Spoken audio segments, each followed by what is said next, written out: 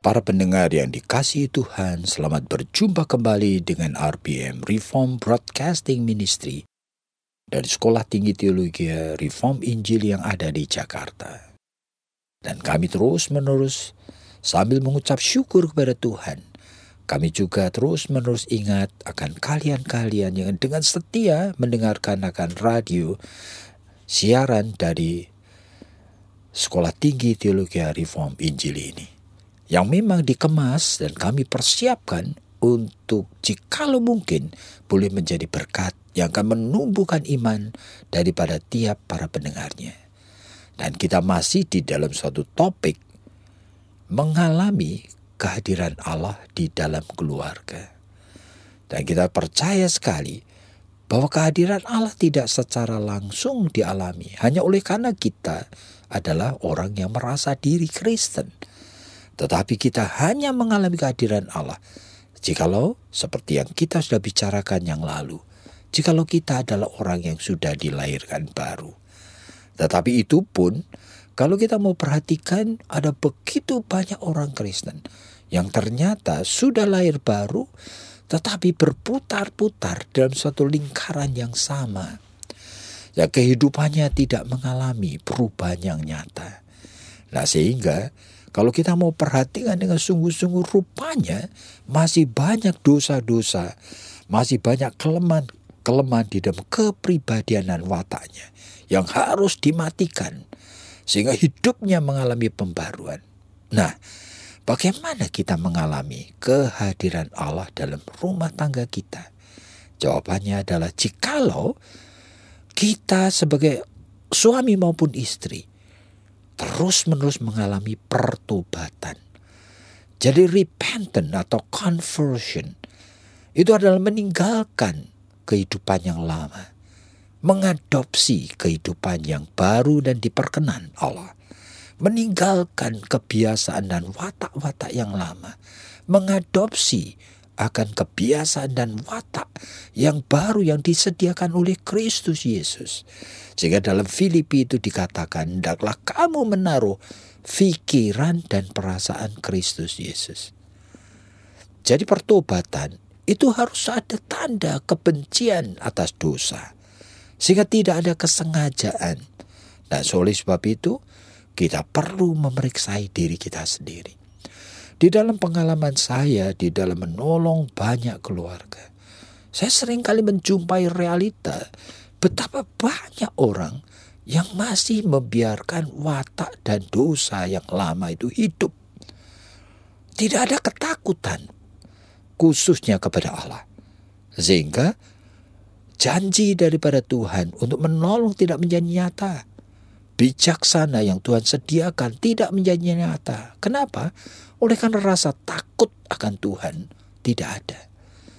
Yaitu takut berbuat dosa. Saudara, bukankah di dalam Alkitab khususnya Yakobus disebutkan, dan di Amsal Soleman secara khusus, pasal yang pertama dan sebagainya disebutkan, pasal yang ke-7 nanti diulang lagi, dikatakan takut akan Tuhan. Itu permulaan segala kebijaksanaan. Berarti hanya orang yang takut akan Tuhan, Tuhan akan memberikan kepadanya kesadaran dan kebijaksanaan. Bukan cuma sadar, tapi juga ngerti bagaimana memperbaikinya.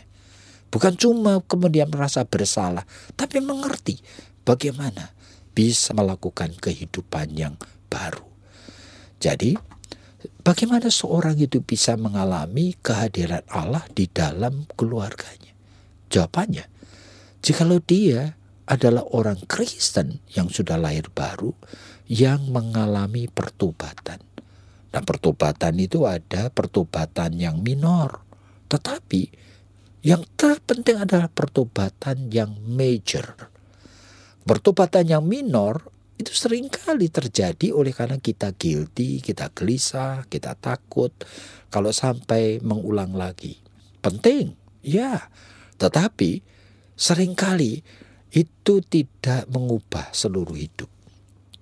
Sehingga perlu sekali pertobatan major. Berarti kita secara khusus mau memfokuskan diri. Lalu kita betul meminta pertolongan Tuhan. Oleh karena apa? Kita ingin sekali dosa tertentu dalam hidup ini betul-betul dapat dimatikan. Nah, itu perlu sekali suatu major effort, suatu upaya sungguh-sungguh. Saudara, ada banyak sekali orang Kristen punya kebiasaan kalau berbicara melukai. Selalu cynical, selalu dia itu melukai. Kalau diajak bicara itu selalu menjawabnya itu dengan nada tidak enak. Sudah diingatkan tetapi dia tetap begitu. Dan selalu mengatakan ini memang watakku. Loh, dengan kata lain ingin istrinya atau suaminya menerima dan memahaminya. Dan menganggap oke. Nah, perlu sekali dia sadar. Sebagai sesuatu yang perlu dialami. Sebagai pertobatan major. Berarti seharusnya dia membawa itu kepada Tuhan. Bukan cuma sekali, terus menerus. Bukan cuma fokus sekarang, tapi terus menerus. Sampai Tuhan yang akan mencabut akar kepahitan. Penyebab utama daripada kebiasaan yang dipakai oleh iblis menjadi dosa tersebut. Jadi kita akan dengarkan apa yang Ibu Esther mau katakan. Pertobatan. Iya Pak, sebetulnya sangat menarik ya. Karena tadi Bapak mengatakan ada pertobatan yang minor atau pertobatan yang kecil-kecilan begitu Pak. Kalau minor itu, karena tadi Bapak mengatakan bahwa yang minor itu oleh karena perasaan bersalah, karena hal-hal yang kecil begitu. Sungkan. Barangkali slip of tongue kalau ngomong kepada orang lain kadang-kadang suka nyindir. Waduh lalu ya. Kadang-kadang pikirannya juga khayalan, suka berzina dalam khayalan. Nah, sudah kemudian tidak mau lagi. Itu minor. Iya. Sekarang kalau itu tuh yang kecil-kecilan dan Bapak tadi mengatakan yang kedua itu adalah pertobatan yang major. Major itu kan artinya menyeluruh. Pertobatan yang sekaligus dan besar-besaran begitu Pak. Nah, sebetulnya tidak sekaligus ini. Oleh karena ini perlu peperangan rohani yang fokus. Jadi kalau begitu seperti apa sih pertobatan yang, apakah Bapak bisa memberikan contoh misalnya, pertobatan yang major itu seperti apa sih? Ya seperti tadi, misalnya salah satu contoh aja. Kebiasaan berbicara yang tidak bersahabat. Tapi khususnya sebagai pelampiasan daripada perasaan marah, tidak puas, bosan, ingin melukai. Khusus kepada pasangan seringkali. Kepada orang lain bisa ramah. Dan dia seharusnya waspada dengan sungguh. Ini bakalan menjadi penyebab hubungan suami istri itu tidak pernah lagi menjadi teamwork. Jadi tidak menjadi satu kesatuan yang bisa kerjasama untuk membangun rumah tangga. Nah, seharusnya kita fokus, kita sadar dan kita waspada dengan sungguh. Dan kita ingin menyelesaikan ini secara tuntas. Tapi kalau hanya dibiarkan, nanti kapan hari lagi muncul lagi, kapan hari muncul lagi. Nah, ini seringkali hanya menjadi pertobatan minor nanti akhirnya. Menganggap minor. Sehingga dianggap enteng. Padahal dosa-dosa seperti ini tidak bisa. Oleh karena membuat keluarga fungsinya lumpuh. Nah, setiap kali suami istri bertemu, berbicara itu saling melukai. Dan mereka itu menganggap seolah-olah wajar karena keluarga lain juga begitu. Kira-kira 60-70% suami istri juga seperti itu. Sehingga tidak merasa takut. Nah, ini ya disebutkan sikap kita menilai ini dosa minor. Jadi cuma pertobatan, ya sih sorry. tapi tidak sungguh-sungguh diselesaikan. Nanti kalau sudah melukai istrinya menangis atau apa, nah dia juga say sorry sudah.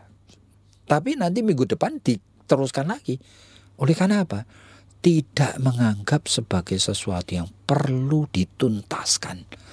Nah ini ada banyak sekali. Sebetulnya kalau kita berbicara mengenai dosa-dosa yang ada kaitan dengan watak saja, puluhan macam dosa.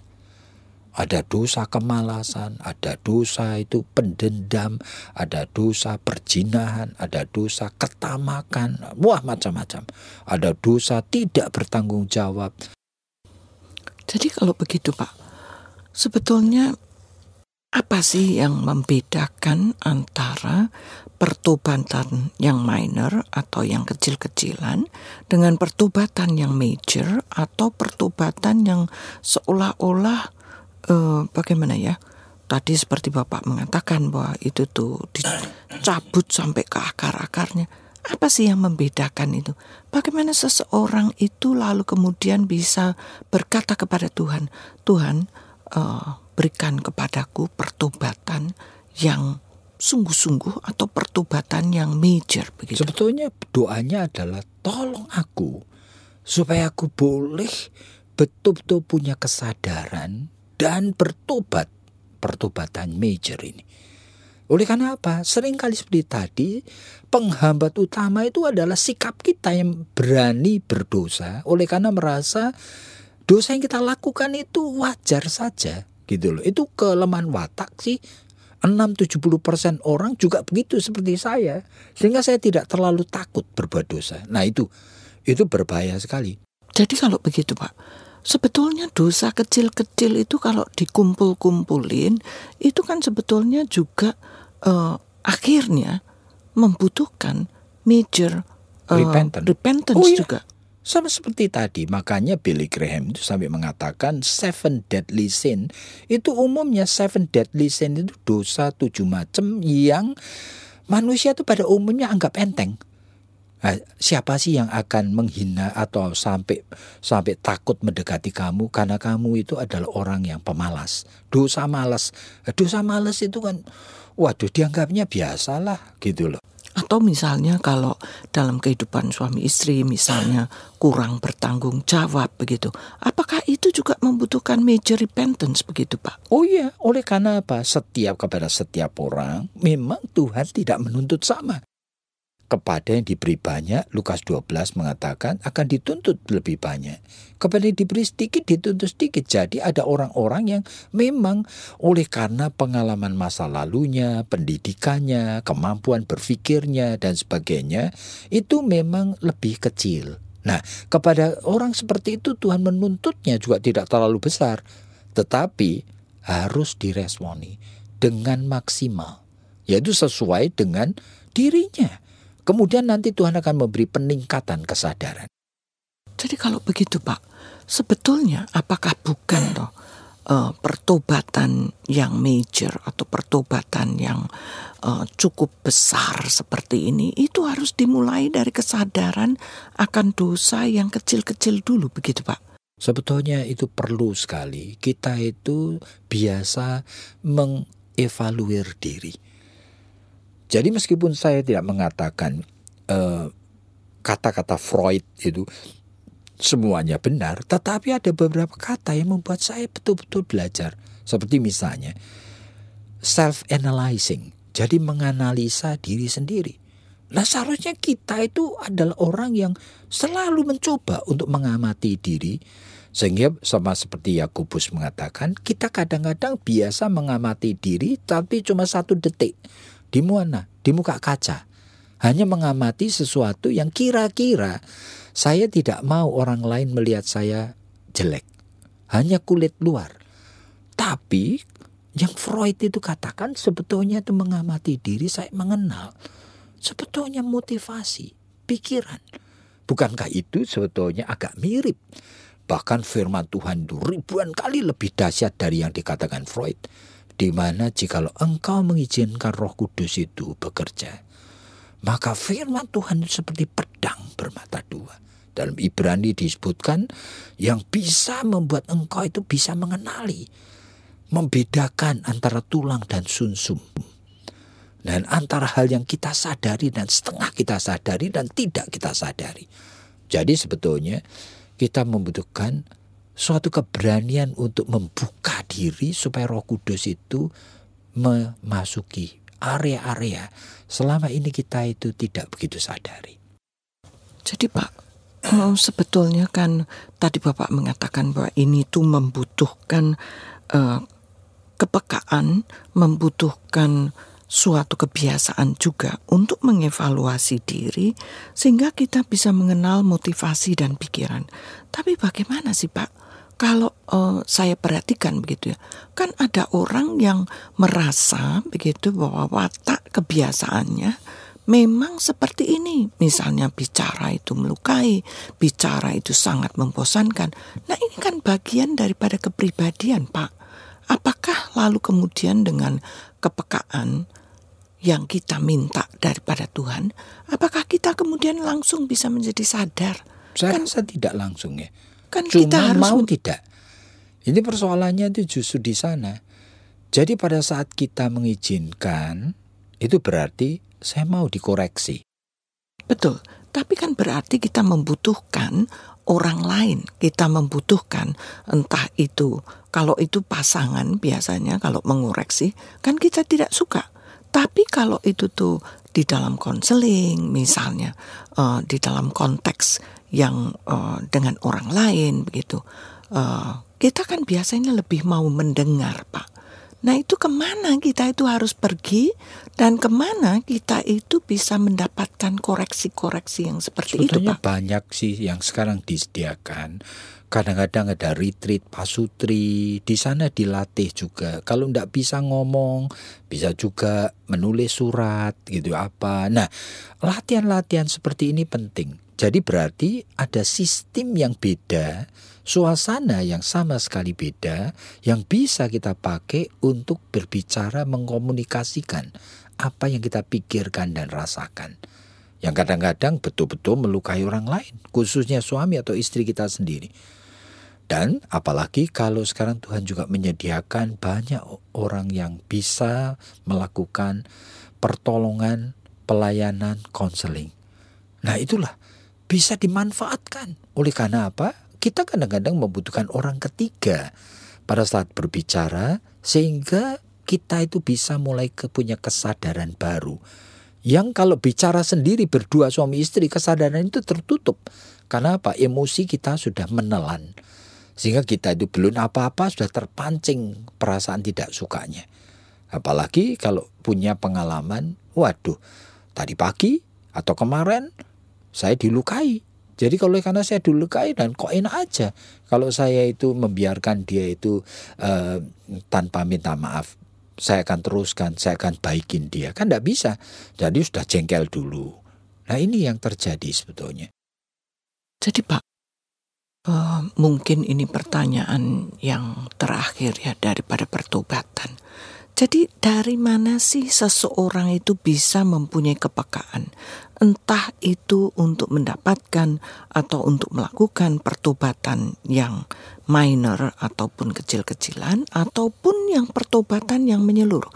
Dari mana itu tuh kita bisa mulai? Apakah misalnya saja Tuhan itu yang memberikan kepekaan di dalam hati kita, ini loh, kamu tuh harus bertobat akan hal ini, atau sebetulnya di dalam diri kita itu lalu kemudian muncul memang ada keinginan-keinginan untuk menyenangkan hati Tuhan yang Itu baru. susahnya itu seringkali itu pada banyak orang meskipun sudah lahir baru, tetapi kehidupannya itu dia tidak melangkah membiarkan dirinya dituntun Roh Kudus.